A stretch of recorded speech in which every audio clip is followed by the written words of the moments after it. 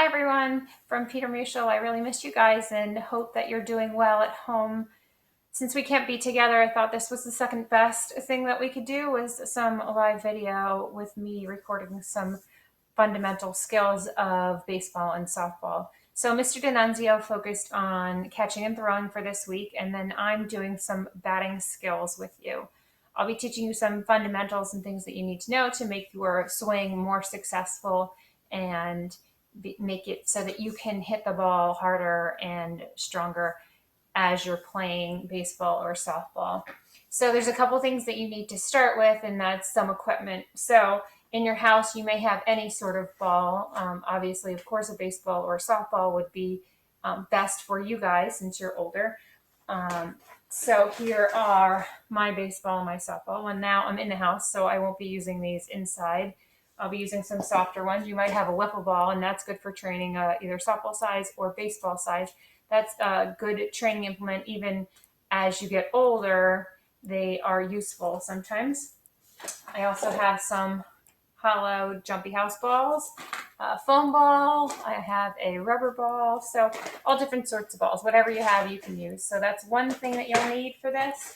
You'll also need some type of long-handled implement to hit with. So if you have a bat, that obviously would be best to do baseball or softball with. If not, a wiffle ball bat or a foam bat would work too. You can also use pool noodle. If you cut a pool noodle in half or about 3/4, you can use that as a bat. And if you don't have any of those, most people have a broom in their house, so you could take the end off the broom and then use that as a long-handled implement to bat with. It might be a little more difficult because it's so skinny, but that is something that you could use. Now, obviously, if you use anything that's not a bat, please ask your parents to make sure that you're allowed to use those things and you won't get in trouble. The other thing, if you have it, best to wear a helmet. Ours has a face mask on it because that's now required for kids playing sports. So use a helmet if you have one.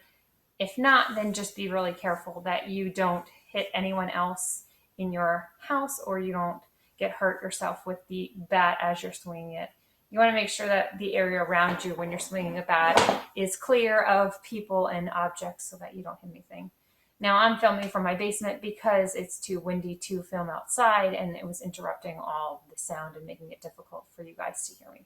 So the last piece of equipment you would need was some type of tee, or if you don't have that, or a base, you can make your own base out of a piece of cardboard, and that would be something that you can do. So there's some keys that I want to go over before I get over to by the tee. So just a quick review, when you're playing baseball, you want to have your knuckles lined up with each other. So your main knuckles, if you make a fist, these knuckles down here on both hands will be lined up, and then your hands curled around the bat. So you want to have those knuckles lined up and together when you're batting, not apart like this, but those hands together.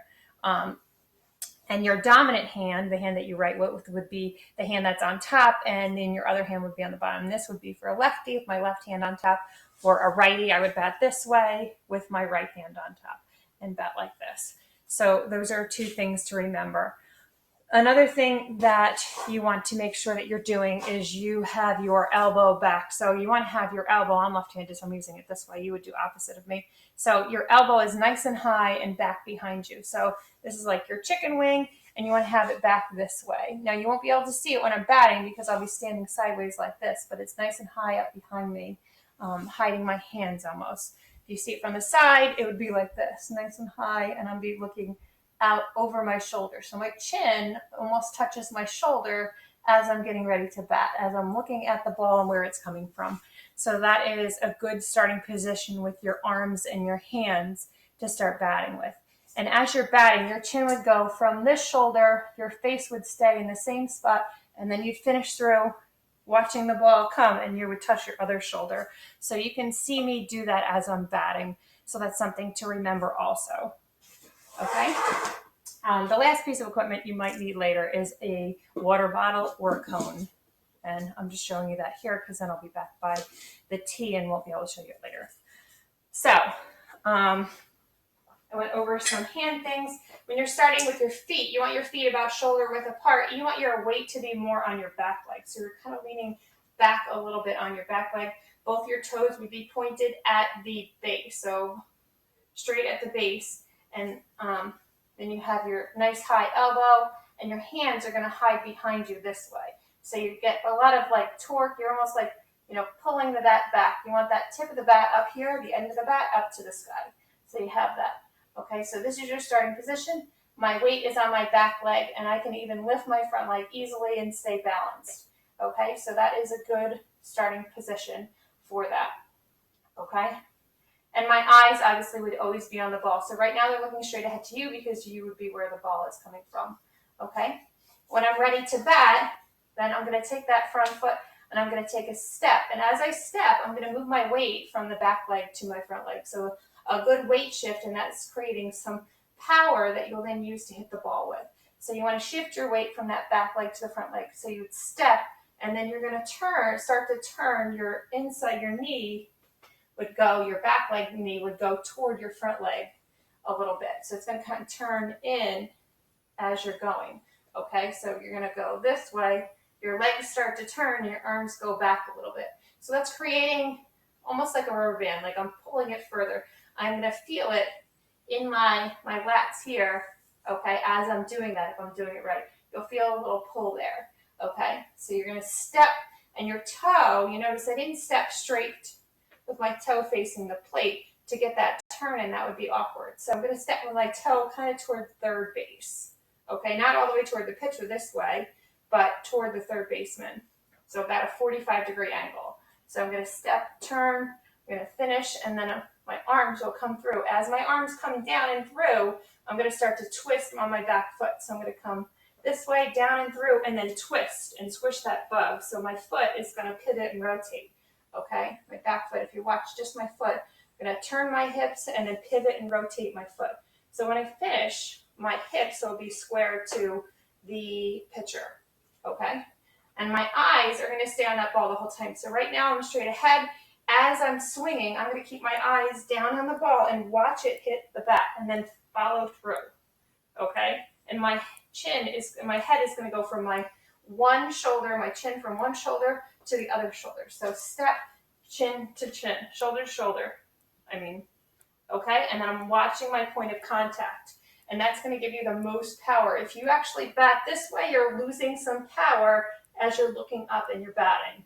Okay, so to create the most amount of power and speed, you want to keep your head down on the ball the whole time. That's why we did the no-look drill as one of the drills that you'll be doing. Okay, so to review, you got your knuckles together, arms, that elbow back, your chin going up, weight on the back foot, step, you're going to twist and spin, squish the bug, and follow through, eyes down. Okay, so that is some fundamental skills of batting. Your first drill to do is to hit off of a tee. So you would start a little bit behind the plate on a tee, a little bit further back. It's a little different than getting a live pitch. So you would just step and follow through. Okay. Same thing. I'm inside, so I'm being careful using the light balls. I would not recommend doing that. Okay, for you guys, you'll probably get in trouble or hit something. Luckily, I have nothing breakable around me. All right, so that is the first drill. I'm going to go get a helper, so give me 1 second. Hi again, I'm back, and I have a partner here helping me. You can have a parent or somebody else. Let me just see. That is Mr. Christensen. You can say hello to him. So with this drill, the second one, you're going to have someone soft toss from the side. So they're going to be on the side of the plate tossing it to you, and you're just going to practice those same skills that I just went through. So you would start here, step, hit the ball, and watch it the whole way.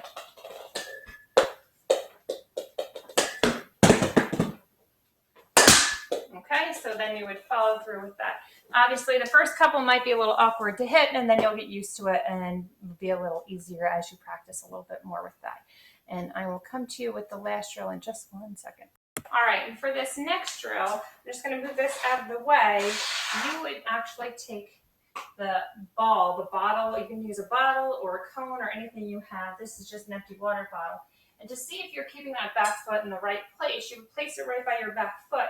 and you want to be squishing the bug at the right time. If you do it too soon, so if you step and start to squish your bug before you start to rotate your body at all and rotate your knee down and in, then you're going to knock that bottle over. So that will give you some feedback as to whether you are doing this correctly or not.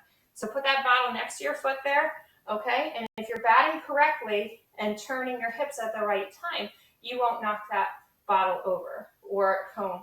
So you would step and then turn this way. And you see how my foot cleared that, okay? Because my knee, if you watch this knee, as I step and start to twist, my knee comes in, so it rotates from here in, and then I would turn my foot. Oh, that one did it a little too slow there. So here, if I do it a little quicker, I won't knock it over. So step and rotate this way, and then you won't do that. So if you lean your knee in, you can't hit that bottle with your foot. You'll miss it. All right, and that'll give you some feedback as to whether you're doing it properly. The last drill you can do is you can just have someone pitch to you. So they would be out in front of you and pitching to you at a safe distance. If they have a face mask to wear for softball or baseball, I don't think baseball uses face masks, I think just softball, then you can wear that. Obviously, they would be using a glove too to be safe as you are hitting at them, because anything can happen. So just have fun with the drills, enjoy your week, and I will tune in again soon.